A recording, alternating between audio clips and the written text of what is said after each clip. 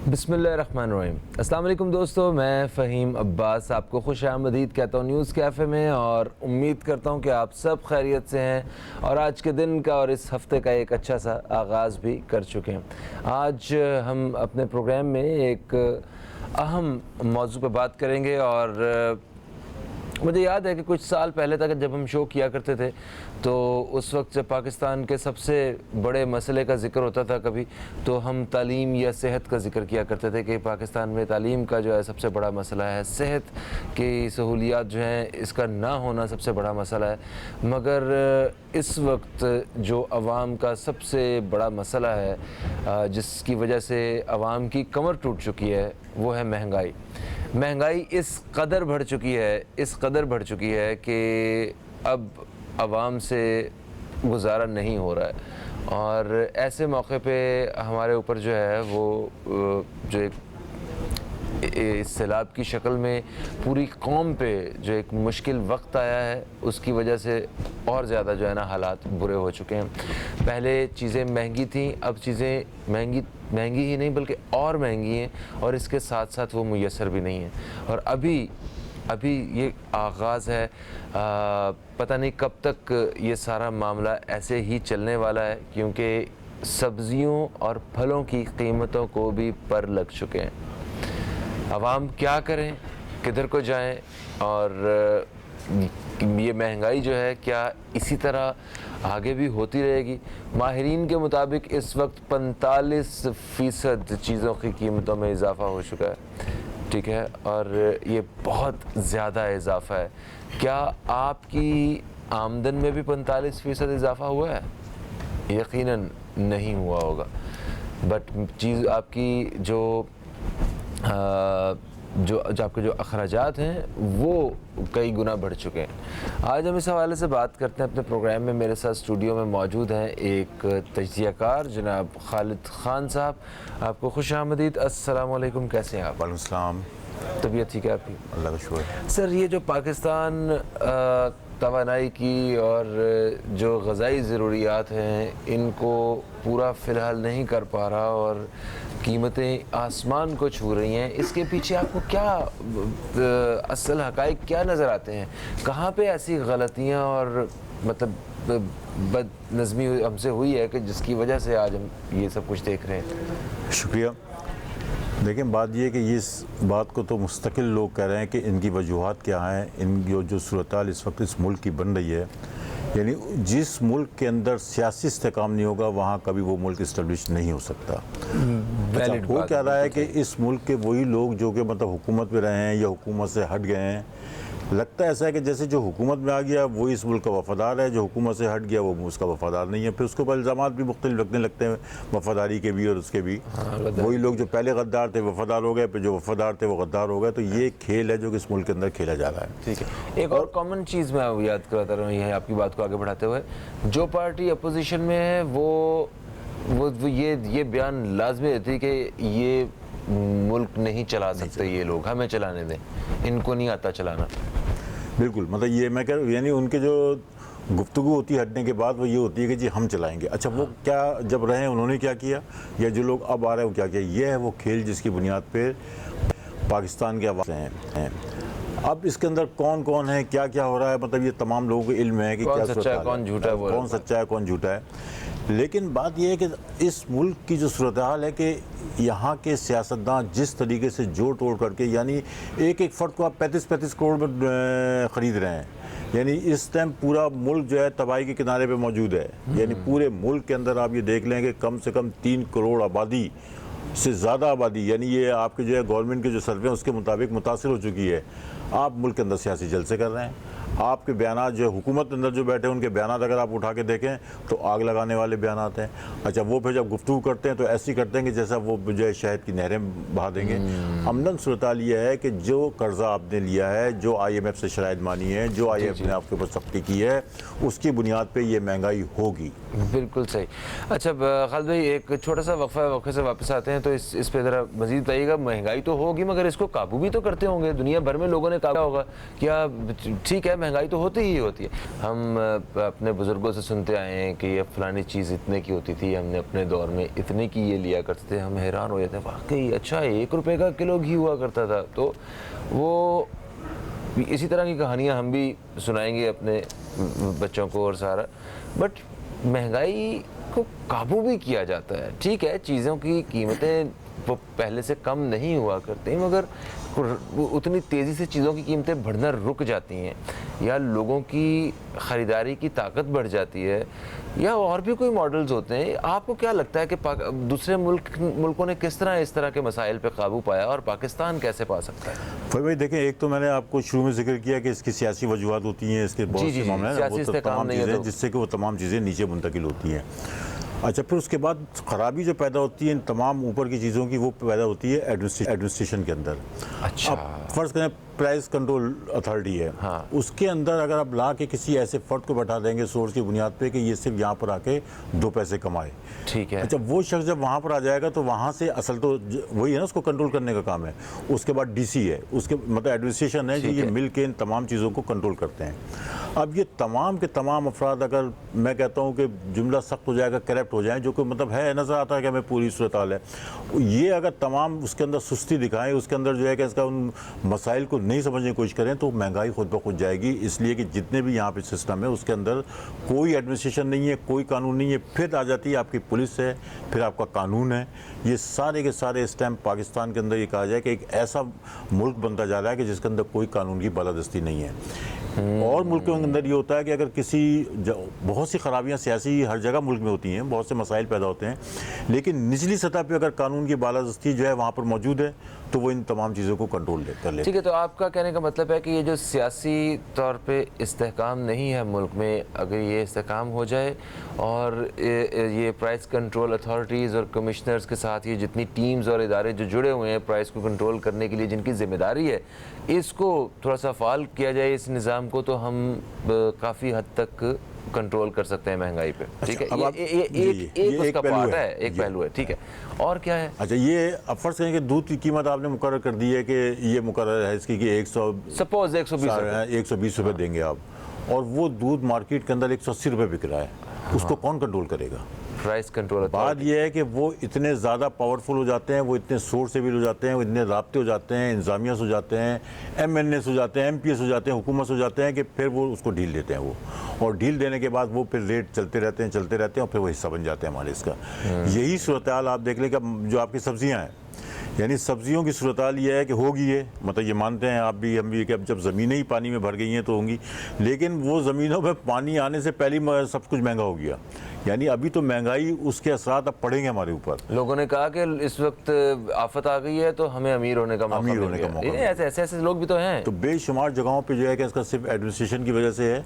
दूसरे पर देखें, बात ये कि अहम चीज़ ये कि सब कुछ हो रहा है, लेकिन जो एक फ़र्द पिस रहा है, एक मजदूर पिस रहा है, एक जो है कि इसका शहरी पिस रहा है, उसके लिए हुकूमत की क्या प्लानिंग है, हुकूमत क्या करना चाहती है?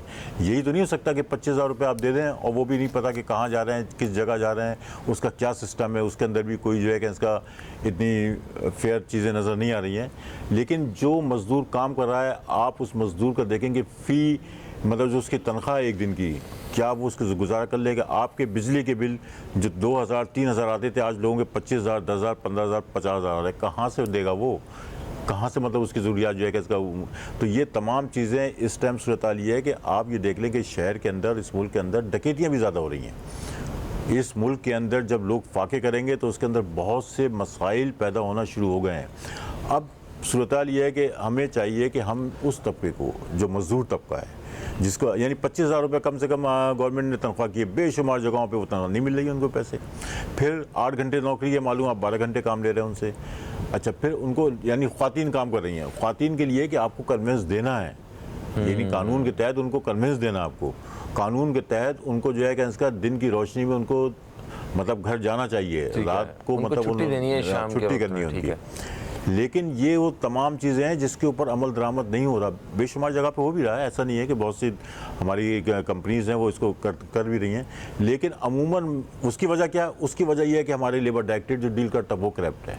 हमारे सेक्रेटरी लेबर जो हैं, उसके जितने मातियात इदारे हैं वो करप्ट हैं। यानी ये तमाम लिंक निकलता है वहाँ से, और उसके बाद जो है कि इसका निचली सतह पे आ रही है। अब माशरे के अंदर जितनी बुराइयाँ पैदा हुई हैं, माशरे के अंदर जितनी महंगाई आ रही है, मैं समझता हूँ कि उसमें कम से कम 30 से 40% अगर महंगाई कम हो सकती है अगर एडमिनिस्ट्रेशन के लिहाज से उसको कंट्रोल किया जाए। ठीक। अच्छा खालिद भाई, देखिए अभी जिस तरह इस वक्फे के बाद आके आगाज़ में बात कर रहे थे हम कि पुराने वक्तों में हमारे बुज़ुर्ग बताया करते थे कि हमें ये चीज़ इतने की होती थी कि असली घी 2 रुपये किलो होता था, ऐसे सपोज। तो उस वक्त मतलब महंगाई बड़ी कम थी, आमदन भी कम थी। वो उनकी उस वक्त आमदन भी जो है वो कोई हो सकता है 80 रुपये हो, 120 रुपये हो, 125 रुपये हो। तो आज वक्त के गुजरने के साथ साथ चीज़ों की कीमतें बढ़ी हैं, आमदन भी लोगों की बढ़ी है, मगर फिर भी जो जैसे 25,000 रुपये तनख्वाह की आप बात कर रहे हैं, तो क्या 25,000 रुपये तनख्वाह वाला आदमी घर का किराया, बिजली का बिल और किसी बच्चे की फ़ीस जो कि सरकार ने हमें 16 साल तक फ्री में देनी थी, ठीक है, जो नहीं दे रही है, तो वो फ़ीस अदा कर सकता है? और इसको अदा करने के बाद अगर वो सिर्फ बग़ैर सालन के खाली रोटी भी अगर दिन में 3 टाइम लेना, अगर 4 मेंबर हो, तो तब भी उसके पैसे जो है ना वो तो अफोर्ड ही नहीं कर पाएगा। कैसे ज़िंदगी गुजार रहे हैं? मैं कह रहा हूँ कि ये है वो सवाल जो कि आज मतलब मैं समझता हूँ कि इसको सोचना चाहिए उन लोगों को जो कि करोड़ों और अरबों रुपए इस मुल्क से कमा भी रहे हैं और उनके पास सरमाया और मुल्क से बाहर इकट्ठे कर रहे हैं, और मुल्क से बाहर पैसे इकट्ठा कर रहे हैं। 25,000 में वो किराया अगर आप उसका लगाएं, यानी इस टाइम कराची की अस्पताल है तो 3 से 4,000 रुपये किराया उसका निकल जाएगा आने जाने का। यानी अगर किस जगह आने जाने का, ठीक है ना।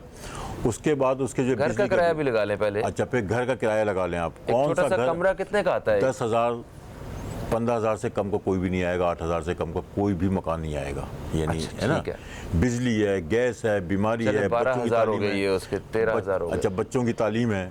अगर सरकारी स्कूल में भी दाखिल करें, जो कि कोई भी दाखिल नहीं करता, कोशिश उसकी होती है, तो उसके भी अगर लगाएं तो मैं समझता हूँ कि शायद 2-3 हज़ार रुपये, 2,000 रुपये तो बच्चे के लग जाएंगे आपके स्कूल के लिए। ठीक है, आपके दो बच्चे भी हैं जो कि नहीं होते हमारे, जो ये तबका है इसके अंदर तो 3, 4, 5 मतलब ये कि एक तादाद है। 5 या 6 बच्चों को तो फैशन है।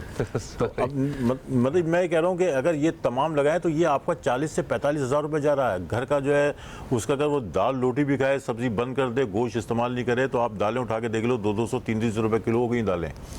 तो इस सूरत हाल के अंदर मतलब ये है कि उस फैमिली के दुख है। अच्छा, फिर हमारे माशरे के अंदर ये है कि एक घर के अंदर एक कमाने वाला है, उसको जो है उसके माँ भी है बूढ़ी, उसके बाप भी हैं, फिर कोई ऐसा भी है जो कि अच्छा बेशुमार ऐसे लोग हैं जो गाँव से भी आ गए, उसकी भी शादी करनी है, बहन की शादी करनी है।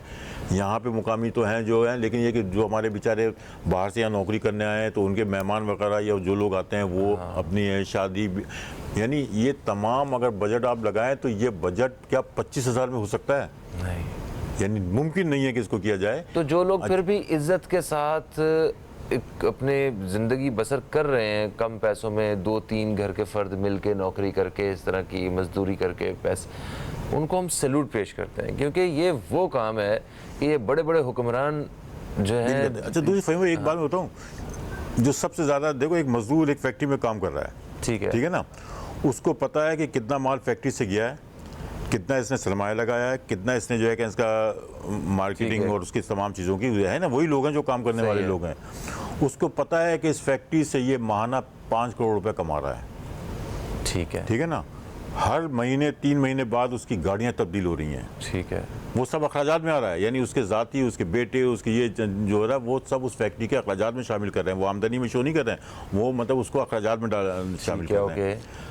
उस फैक्ट्री के अंदर जहाँ वो समझ रहा हो कि मेरी मेहनत से, मेरी जो है कि इसका दिन रात की मेहनत के बाद ये करोड़ों रुपए कमा रहा है, यानी हमारे इधर तायुन नहीं है कि एक फैक्ट्री मालिक जो है उसको कितनी आमदनी होनी चाहिए और उसमें कितना हिस्सा मजदूर का होना चाहिए। यह है तायुन करने का काम, कि इसका तायुन होना चाहिए कि अगर आपकी आमदनी 1 करोड़ रुपए माहाना हो रही है, 50 लाख रुपए हो रही है, उसके अंदर आपके मजदूर जो काम कर रहे हैं उनको क्या मिलना चाहिए। ये 25,000 ये इसका कोई चीज़, ये कोई फार्मूला नहीं है। चलें ठीक है, एक चीज़ तय होगी 25,000, और किस तरीके से हुई आपने भी देखा होगा, क्या क्या उसके अंदर हाई कोर्ट ने, सुप्रीम कोर्ट ने फैसले दिए, उसके बाद जाके उसको लागू किया।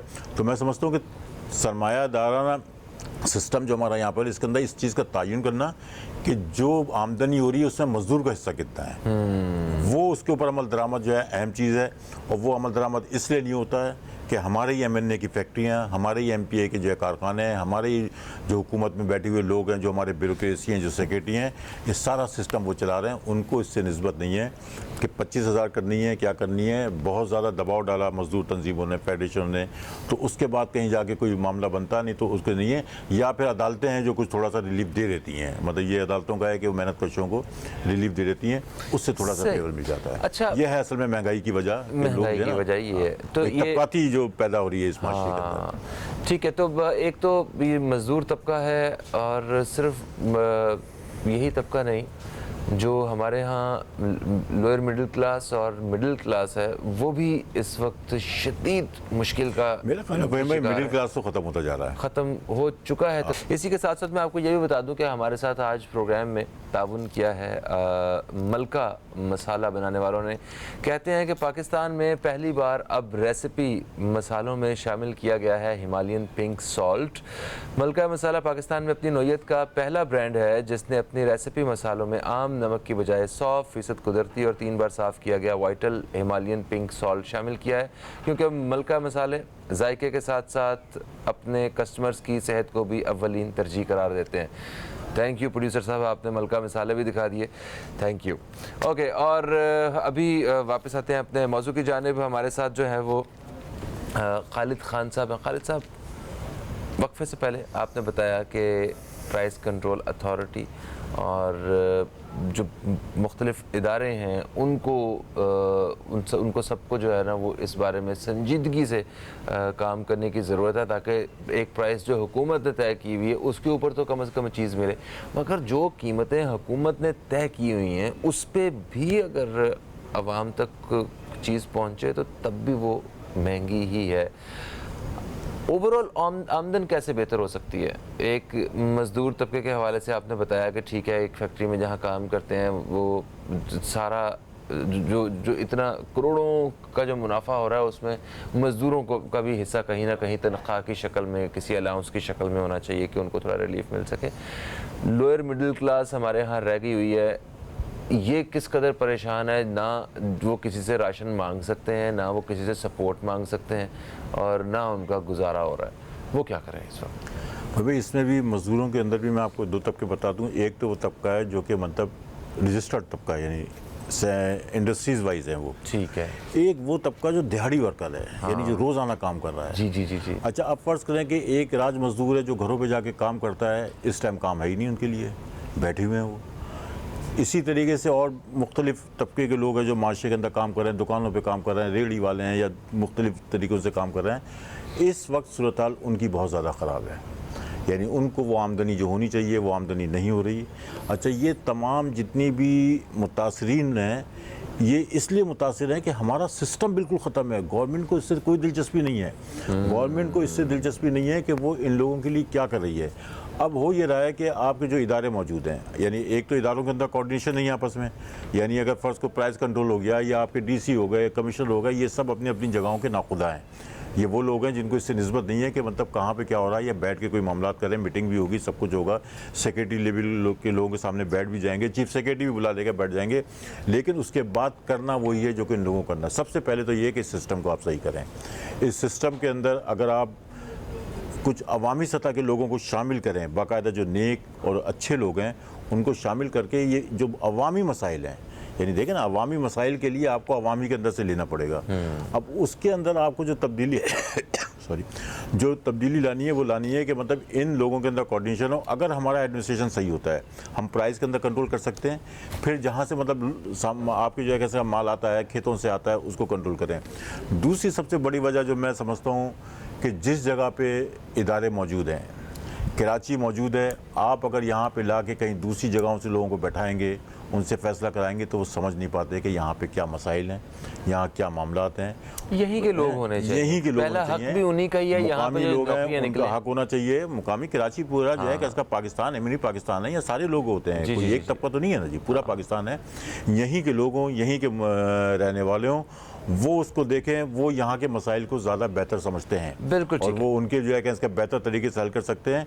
बसूरत देगा फिर ये कि जब दूसरे लोग यहाँ पर आते हैं तो उनको कुछ मामला से बड़ी दिलचस्पी होती है, यहाँ के शहरी और उनके मामला से कोई दिलचस्पी नहीं होती। बिल्कुल सही है। और इसी के जब इतनी महंगाई का हम जिक्र कर रहे हैं कि लोगों का गुजारा नहीं हो रहा है, इस कदर महंगाई बढ़ चुकी है, इस वक्त हमारी कौम जो है वो अपने सारी परेशानियों को भूल के अपने उन परेशानी में फंसे और मुश्किल में फंसे बहन भाइयों के लिए पूरी कोशिश कर रहे हैं कि वो किसी तरह उनका साथ दे सकें और उनकी मदद कर सकें। ये भी एक कौम का जज्बा है, हम इसको भी सैल्यूट पेश करते हैं। जहाँ हम आवाम की परेशानियों का जिक्र कर रहे हैं कि महंगाई इस कदर बढ़ चुकी है, तो जो हमारे सैलाब मुतासरीन बहन भाई जो हैं उनके लिए यहाँ से चीज़ें भेजने का जो जज्बा है ना, वो भी नज़र आ रहा है। कराची के आवाम ने,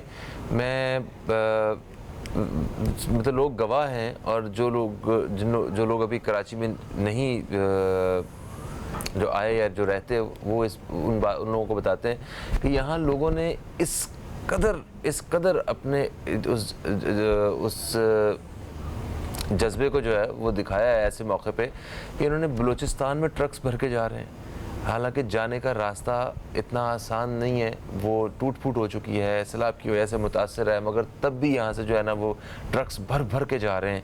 पूरे सिंध में कराची के अवाम जो है वो बड़े एक जज्बे के साथ जो है वो अपने बहन भाइयों की मदद करने के लिए कोशियाँ हैं अफवाज पाकिस्तान के साथ और सारे बड़े फलाही और रफ़ाही इदारों के साथ। तो ये बड़ी एक अच्छी बात है। सर, सैलाब की उसका जिक्र कर रहे थे कि मज़ीद 500 देहातों में तबाही जो है वो उसका सिलसिला शुरू हो चुका है। ये नए रेले से मंचर झील में जो शिगाफ पड़ा है 7 के करीब, तो इस बारे में थोड़ा सा बताएं कि आपके पास क्या मालूमात है। देखिए, बात यह है कि ये सैलाबी रेले आते हैं, पानी मतलब ये कि यकीनन आ रहा है, उससे तबाही भी होती है। ये तमाम चीज़ें तो हुकूमत को पहले से पता थी ना भाई, मतलब ये सब जानते हैं कि सब कुछ था उसके अंदर। मतलब ये है कि उसकी देखभाल करना चले, वो भी नहीं हुआ। अब सूरत हाल ये है कि अब ये जो रेले आ रहे हैं, इससे जो आपकी अब जो बारिशों का सिलसिला ही शुरू होगा तो यकीनन तबाही तो मज़ीद बढ़ेगी इसमें। अब हुकूमत की क्या पॉलिसी है, वो पॉलिसी अभी नज़र नहीं आ रही है। देहात के मतलब ये जो झील है, मच्छर झील की जो सूरत हाल सामने आ रही है, शगाफ डाला है, उसके बावजूद उसके अंदर तेज़ी है। और अब ये यकीनन सैलाब जो वहाँ से आ रहा है दरिया से, तो यही आएगा, समंदर में गिरेगा वो। आबादियों की तरफ इसका पानी आएगा। अच्छा, क्या एक और ये मतलब वो सूरत हाल जो है ख़राब है। यानी ये इतलात हैं कि बेशुमार जगहों पे लोगों ने अपनी फसलें बचाने की खातिर, अपनी ज़मीन बचाने की खातिर आबादी की तरफ जो है शगाफ डाले हैं। ये कैसे? यानी कि एक पानी आ रहा है और उस पानी को बाहर निकलना है अभी, तो वो खुली जगह पे ज़मीनों पे जाने की बजाय उन्होंने आबादी की तरफ खोल दिया है। होता ये कि अब आपके जो पानी आ रहा है, अब यकीन कहीं ना कहीं तो जब ओवरफ्लो हो गया तो निकलना है उसको। बिल्कुल, उसको जो है कि इसका वो निकल रहा है, फ़र्ज़ करें कि उनके ऐसी जगह पे जो ज़मीन ही है किसी की भी, ठीक है, खेत हैं, फसलें हैं, जो भी फसलें हैं, ठीक है। तो आपने अपनी ज़मीन बचाने की खातिर, यानी दुनिया के अंदर कभी ऐसे नहीं हुआ कि जानों को जो है कि इसका आप कुर्बान कर दें और अपनी जायदाद बचा लें, कहीं नहीं होता ये। यहाँ पर ये हो रहा है कि जानों को कुर्बान किया जा रहा है और जायदादें बचाई जा रही हैं। हो सकता है कि मेजॉरिटी केसेस में कि कम केसेस हैं, मतलब हो सकता है कि कम हो, मतलब लेकिन ये मिसालें भी हैं जो रवायत है ये, मगर ऐसा भी हुआ है, ऐसी भी हुआ है। तो मैं समझता हूँ कि शायद ये वो तमाम चीज़ें जो लोगों ने पकड़ के मारा भी है, लोगों को पकड़ा भी है, एहतजाज भी किया है। तो मैं समझता हूँ कि इस चीज़ को भी देखना होगा कि हमें जो है कि इसका ये तमाम जो सूरत हाल पैदा हो रही है और जिस तरीके से मतलब, तो उसके अंदर और फिर सिंध के जो लोग हैं, जो वडेरे हैं, जो बड़े हैं, उन्होंने कितना ऐलान कर दिया। यानी कराची है जो कि दे रहा है, पैसे दे रहा है। 30 अजला हैं सिंध के, 30 में से 23 अजला तो आपने शुमार कर दिए कि वहाँ पे जो आफतज़दा हैं वो 7 अजला को आपने निकाल दिया, जबकि सबसे ज़्यादा दे रहा है कराची। मतलब ये कि देगा, यकीनन एक मुस्तहिक लोग हैं कराची की है। तो मैं समझता हूँ कि इसमें भी थोड़ा सा एक संजीदगी दिखाने की जरूरत है। Thank you so much Khalid भाई, आप तशरीफ़ लाए और वाकई हुकूमत को और जितनी सियासी जमातें हैं उन सब को अपने वक्ती तौर पे इख्तलाफात भूल के अपने उन फंसे हुए बहन भाइयों की मदद के लिए कोशिशें करनी होंगी और दिखानी होंगी और संजीदगी भी दिखानी होगी। फ़हीम अब्बास को, न्यूज़ कैफ़े की टीम को दें इजाज़त। आपसे इंशाअल्लाह कल फिर मुलाकात होगी। कल तक के लिए खुदा हाफिज़। पाकिस्तान जिंदाबाद।